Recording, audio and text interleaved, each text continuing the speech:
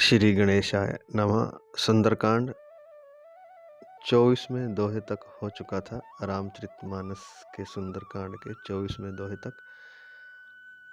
उसमें रावण ने आज्ञा दी अपने सेवकों को कि हनुमान जी की पूंछ में आग लगा दी जाए।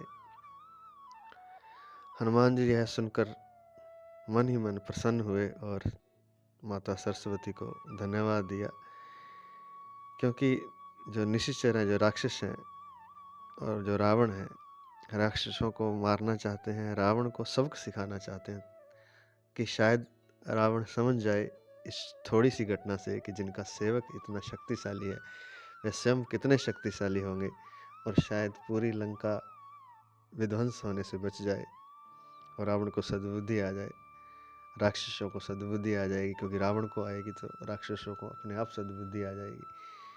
तो हो सकता है कि माता सीता को रावण लौटा दे और युद्ध की जरूरत ना पड़े। लेकिन रावण को तो अहंकार इतना ज़्यादा था कि वह मान ही नहीं सकता था किसी की बात। खैर, हनुमान जी प्रसन्न हुए कि रावण ने पूंछ को आग लगाने की आज्ञा दी। तो उससे आगे,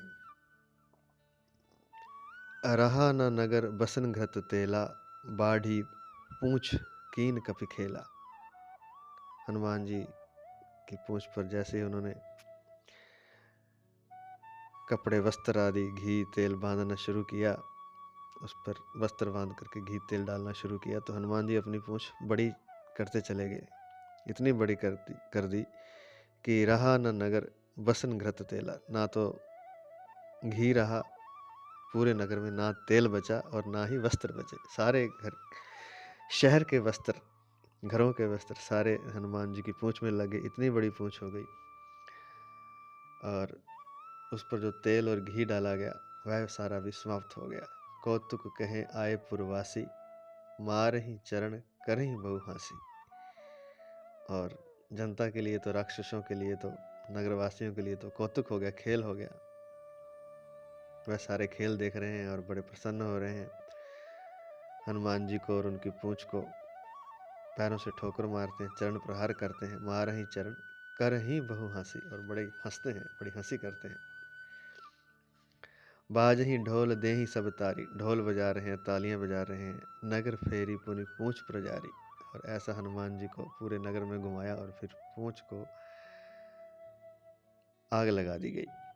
पावक जर्त देखी हनुमंता, भयउ परम लघु रूप तरंता। जैसे ही पूंछ जली तो उस पूरे नगर में उनकी पूंछ फैली हुई थी, तो वह सारा जो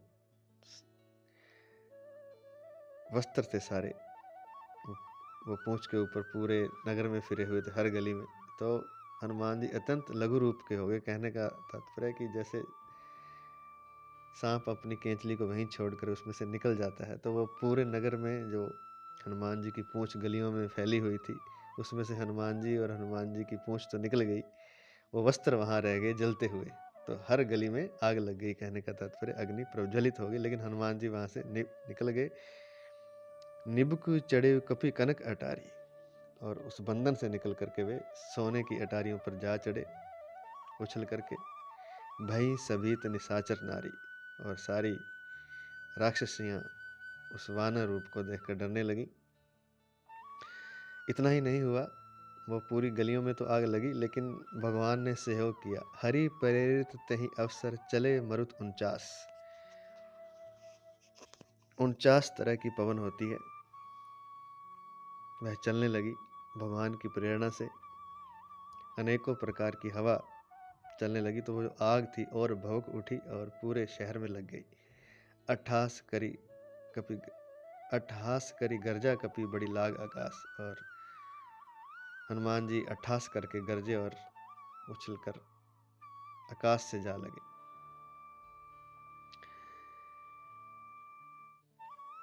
देह विशाल परम हरियाई, और उन्होंने अपनी देह विशाल कर ली और विशाल उनका शरीर हो गया, जैसे कि आकाश को छू रहे हो, लेकिन हल्का था उनका शरीर। मंदिर ते मंदिर चढ़ धाई, और एक भवन से दूसरे भवन पर वे छलांग लगाते हैं। जरई नगर भा लोग बिहाला, झपट लपट कर बहु कोटि कराला। सारा नगर जलने लगा और लोग बेहाल हो गए। लपटें अग्नि की झपट झपट कर बड़ी विकराल हो रही हैं और पूरे शहर को जला रही हैं। आग की करोड़ों भयंकर लपटें झपट रही हैं। झपट लपट बहु कोटि कराला, करोड़ों लपटें। तात मातुहा सुनी पुकारा, यही अवसर को हम ही उबारा। हाय माता, हाय बप्पा, इस अवसर पर हमें कौन बचाएगा। चारों ओर यही पुकार सुनाई दे रही है, इस अवसर पर हमें कौन उबारेगा। हम जो कहा जाए कपि नहीं होई, वानर रूप धरे सुर कोई। हम तो पहले ही कहते थे कि यह बंदर नहीं है, वानर नहीं है, यह कोई देवता है जो वानर का रूप धर करके आया है। तुलसीदास जी कहते हैं, साधु अवज्ञा कर फल ऐसा, जरई नगर अनाथ कर जैसा। हनुमान जी से बड़ा कोई साधु हो नहीं सकता, संत हो नहीं सकता। तो संत का अपमान कर दिया रावण ने। तो साधु अवज्ञा का यह फल है कि सारा नगर अनाथ की तरह जल रहा है, कोई संभालने वाला नहीं है। हालांकि रावण के पास इंद्र भी बंधे हुए थे, वह उनकी आज्ञा मानते थे, लेकिन कहते हैं कि जैसे ही बरसात की आज्ञा दी रावण ने इंद्र को, तो उस पानी से, बरसात से आग और भी झपट पड़ी। जैसे आग ज़्यादा होती है तो अगर उसमें पानी डालते हैं, आग से अगर पानी की मात्रा कम हो तो आग में वह पानी घी का काम करता है, वह आग और भड़क जाती है, वह जल को तुरंत जला देती है और उसकी गैस से वह आग और भड़क उठती है। तो इस तरह से पानी की आज्ञा दी इंद्र को रावण ने, लेकिन वह भी आग को बढ़ाने वाली हुई, आग उससे कम नहीं हुई। साधु अवज्ञा कर फल ऐसा, जरई नगर अनाथ कर जैसा। जारा नगरु निमिष एक माही, एक विभीषण कर ग्रह नाही। तो सारा नगर एक क्षण में जल गया, लेकिन प्रभु की ऐसी कृपा, हनुमान जी की ऐसी कृपा कि विभीषण का घर नहीं जला, क्योंकि वह एक भक्त वहाँ रहता था। ऐसा ही मैंने सुना है कि जापान में हिरोशिमा और नागासाकी पर जब परमाणु बम गिराए गए, वह भी एक तरह की अग्नि थी, भयंकर अग्नि। सारा शहर, 2 शहर जल गए, लेकिन कुछ घर वहाँ बच गए थे। कहते हैं कि वे भक्तों के घर थे, ऐसा सुनने में आया है। तो ऐसा ही एक विभीषण का घर वहाँ नहीं जला। ता कर दूत अनल जही सिरजा, जरा न सोत ही कारण गिरजा। शिव जी कहते हैं कि हे पार्वती, जिन्होंने अग्नि को बनाया है उन्हीं का दूत हनुमान जी है, तो अग्नि कैसे हनुमान जी को जला सकती है। इस कारण वे अग्नि से नहीं जले। उलटी पलटी लंका सब जारी, कूदी परा पुनि सिंधु में जारी। तो हनुमान जी ने उल्ट पलट कर, अर्थात एक सिरे से दूसरे सिरे तक, एक छोर से दूसरे छोर तक सारी लंका जला डाली और फिर स्वयं समुद्र के बीच में कूद पड़े। पूंछ बुझाई खोई श्रम, तो जो थकावट हो गई थी उन्होंने, वह वहाँ समुद्र में नहा करके उन्होंने अपनी थकावट को दूर किया और पूंछ को बुझाया। पूंछ बुझाई खोई श्रम, श्रम को दूर किया। धरी लघु रूप बहोरी, और फिर छोटा रूप बना लिया। जनक सुता के आगे ठाड़ भयउ कर जोरी, और फिर माता सीता के, जनक सुता के सामने हनुमान जी छोटा रूप बना करके, जैसा पहले उन्होंने बनाया था वैसे ही हाथ जोड़कर जानकी जी के आगे खड़े हो गए। मातु मोहि दीजे कुछ चीना, जैसे रघुनायक मोहि दीना। हे माता, मुझे भी कोई चिन्ह पहचान दे दीजिए, जैसे कि श्री राम जी ने आते हुए मुझे अंगूठी दी थी, ऐसे आप भी कुछ दे दीजिए। चूड़ामणि उतार तब देव, हर्ष समेत पवन सुत लेव। तब माता सीता ने अपनी चूड़ामणि उतार कर उन्हें दे दी और हनुमान जी ने उसको हर्ष से ग्रहण कर लिया, अर्थात ले लिया। चूड़ामणि होती है जो बालों में जो जुड़ा करती थी स्त्रियां पहले, तो अब आज भी होता है ऐसे। तो उसमें एक सोने की जुड़ा करने के बाद सोने का एक आभूषण लगाया जाता है सुंदरता के लिए बालों में, तो उसको चूड़ामणि कहते हैं।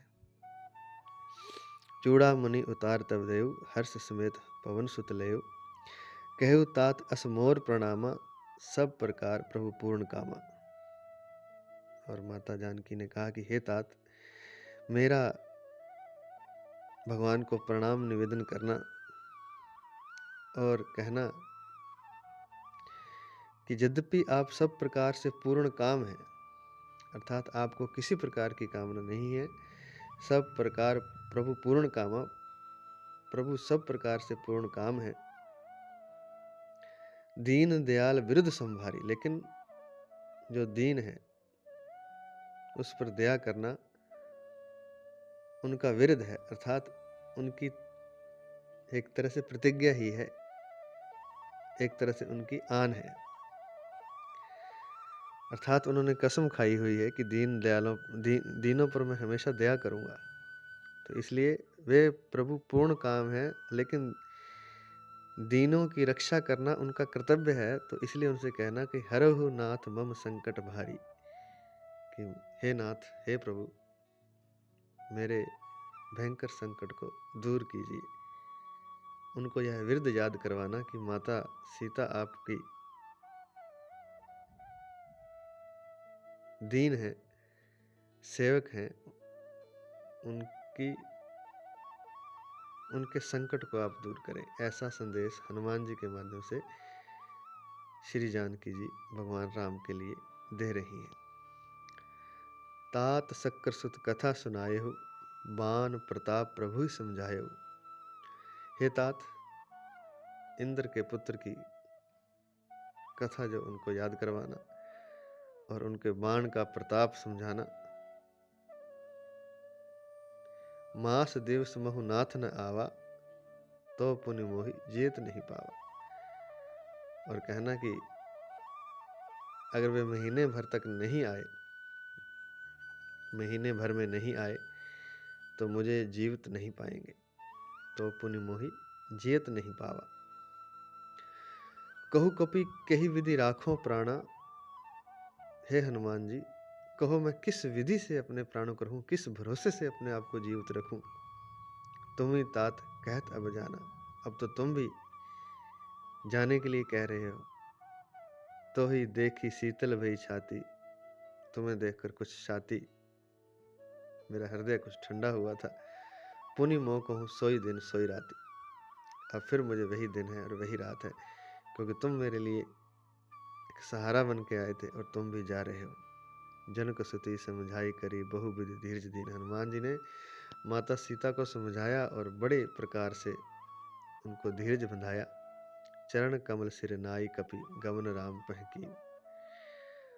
और फिर माता के चरणों में सिर नवाकर राम जी के पास हनुमान जी ने गमन किया। चलत महाधुनि गरज सी भारी, चलते हुए बड़ी भयंकर गर्जना हनुमान जी ने की।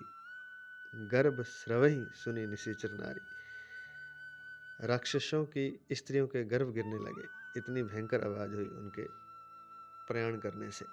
नाग सिंधु यही पारे आवा, और वो वापस पूरा समुद्र लांग करके वहीं पर आ गए जहाँ राम जी वानरों के समेत ठहरे हुए थे।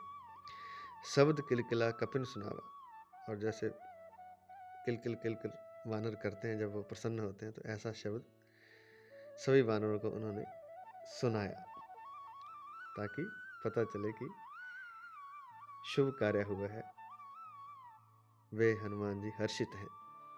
हर्ष से सब बिलोकी हनुमाना, नूतन जन्म कपिन तब जाना। तो हनुमान जी को प्रसन्न देखकर सभी प्रसन्न हो गए, क्योंकि उनको अनुमान हो गया कि हनुमान जी को जिस कार्य के लिए भेजा था वह कार्य पूर्ण हुआ। मुख प्रसन्न तन तेज विराजा, कीन सी रामचंद्र कर काजा। तो सबके मुख प्रसन्न हो गए, उनको उनके ऊपर तेज छा गया। उनको पता चल गया कि हनुमान जी ने रामचंद्र जी का जो कार्य है सीता माता को पता लगाने का वह पूर्ण कर दिया है। मिले सकल अति भय सुखारी, तलफत मीन पाव जिम्मेवारी। जैसे मछली वापिस पानी में मछली को कोई डाल दे तो जितनी प्रसन्न होती है, ऐसे ही सभी सुखी हो गए। चले हर्षि हनुमान रघुनायक पासा, पूछत कहत नवल इतिहासा। तो सभी राम जी के पास हनुमान जी को लेकर चलने लगे और सारी बातें उनसे पूछते हुए कि वहाँ क्या हुआ, कैसे हुआ लंका में। तो सभी राम जी के पास चले। तब मधुबन भीतर सब आए, अंगद सम्मत मधुफल खाए। मधुबन के भीतर जब वे लोग आए तो वहाँ सबने मधुर फल खाए। वहाँ एक बगीचा था, उसके फल अंगद की अनुमति से सबने खा लिए। रखवारे जब बर्जन लागे, मुष्टि प्रहार हनत सब भागे। और जब रखवारों ने देखा तो वे उनके पीछे दौड़े। तो रखवारों को भी वानरों की तरह उन्होंने घूसों की मार मार कर वे सारे भाग गए। जाई पुकारे ते सब वन उजार युवराज। तो जो रखवाले थे वन के, तो उन्होंने जाकर सुग्रीव से प्रार्थना की कि युवराज ने तो वन सारा उजाड़ दिया है, वानरों सहित उन्होंने सारे फल खा लिए हैं। सुनी सुग्रीव हर्ष कपि करी आए प्रभु काज। तब सुग्रीव जी नाराज नहीं हुए, प्रसन्न हुए, क्योंकि उनको पता चल गया कि अगर मधुबन के फल इन्होंने खाए हैं तो वे प्रसन्न हैं, इसलिए खाए हैं। और प्रसन्न वे तभी हैं जब उन्होंने राम जी का कार्य हनुमान जी ने कर दिया है, अर्थात माता सीता की सुधि लेकर के वे लौट आए हैं। जो न होती सीता सुधि पाई, मधुबन के फल सकहीं की खाई। सुग्रीव जी सोचने लगे कि अगर माता सीता का पता ना पाया होता तो क्या वे मधुबन के फल खा सकते थे। यही विधि मन विचार कर राजा, आई गए कपि सहित समाजा। तो इस तरह से राजा सुग्रीव, वानरों के राजा, सारी सेना के अधिपति सुग्रीव जब इस तरह से विचार कर ही रहे थे कि अगर माता की सुधि ना ली होती उन्होंने तो फल नहीं खा सकते थे, इतने में सारा कपि समाज उनके पास पहुंच गया। सारे वानर अंगद सहित सुग्रीव जी के पास पहुंचे और तब सुग्रीव जी सभी वानरों को लेकर यह शुभ समाचार देने के लिए श्री राम जी के पास चले, जहां दोनों भाई स्फटिक शिला पर बैठे हुए थे। तो इससे आगे हम कल करेंगे। आज इतना ही। जय जय श्री राम, जय जय श्री राम, जय सिया राम।